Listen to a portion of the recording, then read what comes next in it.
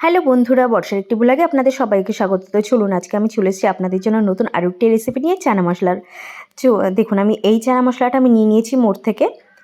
আর এখানেই দেখুন আমি পরিমাণ মতো চা পাতা নিয়ে নিচ্ছি একটা ন্যাকড়ার মধ্যে। এটাকে ভালো করে আমরা বেঁধে নেব যাতে এটা কোনোভাবেই যাতে খুলে না যায়। এটাকে ভালো করে গিট দিয়ে নিতে হবে। আর এটা এখন আমরা চানা মশলা প্রেসার কুকারের মধ্যে দেব। আর আমি চানা মশলাটা ভিজিয়ে রেখেছিলাম মিনিমাম 3 ঘন্টা মতো। আপনারা চাইলে আগের দিনও ভিজিয়ে রাখতে পারেন।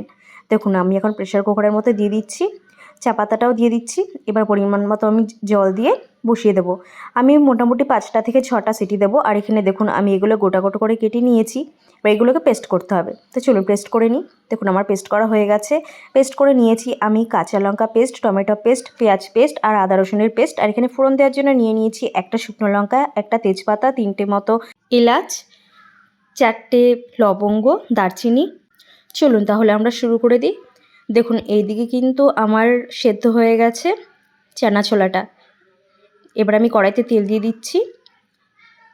এই ফোড়নটুকু যেটা আমার দেওয়া ছিল সেটা আমি ফোড়নটা দিয়ে দিচ্ছি। আর দিয়ে দিচ্ছি সামান্য পরিমাণ জিরে। আর যখন আমরা ফোড়নটা দেবো তখন কিন্তু গ্যাসের ফ্লেমটা কিন্তু লো রাখবো। এবার আমরা দিয়ে দিচ্ছি পেঁয়াজ বাটা, দিয়ে দিচ্ছি আদা রসুন বাটা, দিয়ে দিচ্ছি কাঁচা লঙ্কা বাটা। এগুলো দিয়ে ভালো করে একটু নাড়িয়ে চাড়িয়ে নেব। দিয়ে দিলাম ছোটো চামচের 1.5 চামচ মতো জিরে গুঁড়ো, ছোটো চামচের 1.5 চামচ মতো ধনে গুঁড়ো। আর দিচ্ছি হলুদ পরিমাণ মতো। আর দিয়ে দিচ্ছি নুন। এটাকে ভালো করে আমরা একটু নাড়িয়ে চাড়িয়ে নেব। দেখুন এবার আমরা দিয়ে দিচ্ছি টমেটো পেস্ট,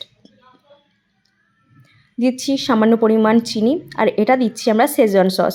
এটা কিন্তু কালারটা আনতেও বেশ সুন্দর একটা সাহায্য করে আর টেস্টটাও হয়। এবার আমরা দিয়ে দিচ্ছি টক দই। টক দইটা কিন্তু অবশ্যই ফেটিয়ে নেবেন।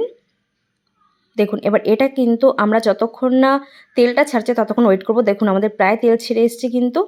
এবার আমরা এর মধ্যে দিয়ে দেব চানা ছোলাটা। দেখুন এবার আমার সাথে সাথে আমরা চানা ছোলাটা দিয়ে ভালো করে একটুখানি এটাকে কষিয়ে নেব। এটাকে ভালো করে কিছুক্ষণ কষিয়ে নিয়ে আমরা একটু ওয়েট করব। এবার আমরা এর মধ্যে দিয়ে দিচ্ছি চানা মশলা। চানা মশলা দেওয়ার পরে কিন্তু ভালো করে আমরা কিছুক্ষণ আমরা কষিয়ে নেব। আর এই তরকারিটা কিন্তু যত ভালো কষাবো ততই ভালো হবে। দেখুন আমরা দিয়ে দিচ্ছি পরিমাণ মতো জল। জলটা দিয়ে কিন্তু আমরা কিন্তু ভালো করে একটু নাড়িয়ে চাড়িয়ে নিয়েই কিন্তু আমরা কিছুক্ষণ ফোটাবো। এবার আমরা দিয়ে দিলাম সামান্য পরিমাণ গরম মশলাটা। গরম মশলা দিয়ে ভালো করে একটু নাড়িয়ে চাড়িয়ে নিয়ে দেখুন গরম মশলাটা দেওয়া হয়ে গেছে। এবার কিছুক্ষণ ফুটতে দিয়েছিলাম। এবার আমরা দিয়ে দিলাম ঘি। ঘিতে কিন্তু ফ্লেভারটা খুব সুন্দর আসে। দেখুন ভালো করে কিছুক্ষণ আমরা একটু নাড়িয়ে নিলাম। দেখুন কালারটাও খুব সুন্দর চলে এসছে। দেখুন আমাদের তৈরি হয়ে গেছে কিন্তু আমাদের চানা মশলা। তো ভিডিওটা আপনাদের কেমন লাগলো আপনারা কিন্তু আমাকে অবশ্যই জানাবেন। আর ভালো লাগলে লাইক, কমেন্ট, শেয়ার করবেন। প্লিজ একটা সাবস্ক্রাইব করে দেবেন যাতে আমার নেক্সট ভিডিওগুলো আপনাদের কাছে খুব তাড়াতাড়ি পৌঁছে যায়।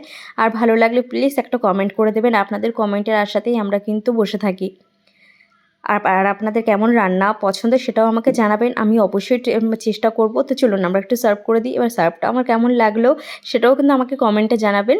তো চলুন নেক্সট ভিডিওতে তোমাদের সাথে আমার আবার দেখা হচ্ছে। তো চলো টাটা।